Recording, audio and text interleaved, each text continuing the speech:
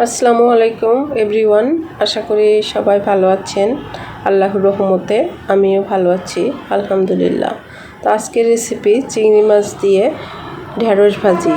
তো এখানে আমি হাফ কেজি পরিমাণ ঢেঁড়স নিয়ে নিয়েছি, এটাকে সুন্দরভাবে ধুয়ে নিয়েছি।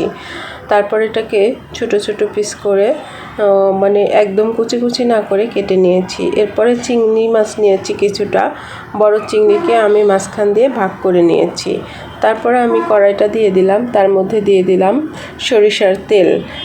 তো সরিষার তেলটা আমি খাই তাই দিয়েছি, আপনাদের যদি সরিষার তেলটা না থাকে তাহলে আপনি এটা সয়াবিন তেলও ব্যবহার করতে পারেন। তারপরে আমি দিয়ে দিলাম আমার কেটে রাখা চিংড়ি মাছগুলো।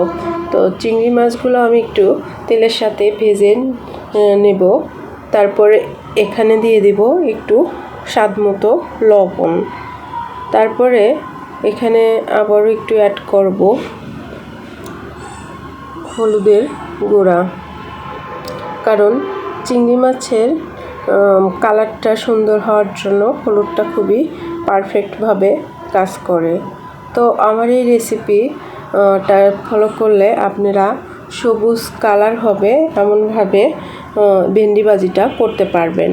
তো ভেন্ডি বা ঢেঁড়স যেটাই বলেন, তো আমি এটাকে বড় বড় সাইজ করে কেটে নিয়েছি, যাতে এটা যখন আপনি ছোট ছোট সাইজ করে কাটবেন এটার লেলসাটা বেশি বের হবে, আর যখন আপনি এটাকে বড় বড় সাইজ করে কাটবেন তখন এটার লেলসাটা কম বের হবে।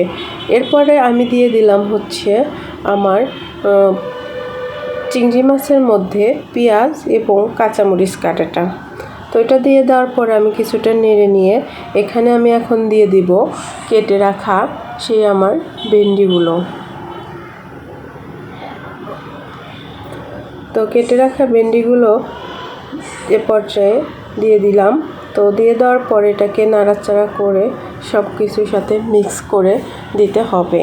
মনে রাখবেন সবুজ কালার ভেন্ডি ভাজি করার জন্য এটার সাইজটা বড় করে কাটতে হবে। তারপরে এটা দুই একটা নাড়া দেওয়ার পরে চামচের সাহায্যে এটা সিদ্ধ হয়ে যাবে, যখন চামচের সাহায্যে ভেঙে দিতে হবে।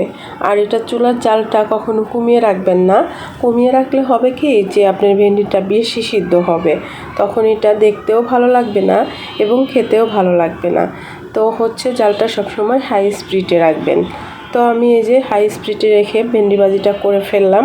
তো এই পর্যায়ে আমার ভেন্ডি ভাজিটা কমপ্লিট।